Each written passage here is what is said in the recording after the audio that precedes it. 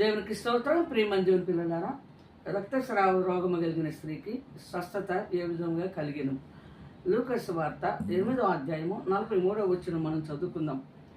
12 ఏండ్ల నుండి రక్తస్రావ రోగము గల యొక్క స్త్రీ ఎవరి చేతను స్వస్థత నొందనిదై ఆయన వెనుకకు వచ్చి ఆయన వస్త్రపు చెంగు ముట్టెను. వెంటనే ఆమె రక్తస్రావం నిలిచిపోయెను.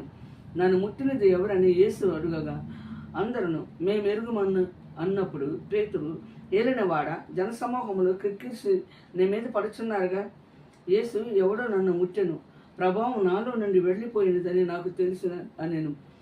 తాను మరిగా ఉండలేదని ఆ స్త్రీ చూచి వణుకుచు వచ్చి ఆయన ఎదుట సాగిలపడి తాను ఎందు నిమిత్తము ఆయనను ముట్టెనో వెంటనే తాను ఎలాగ స్వస్థత పడినో ఆ సంగతి ప్రజలందరి ఎదుట తెలియజెప్పెను.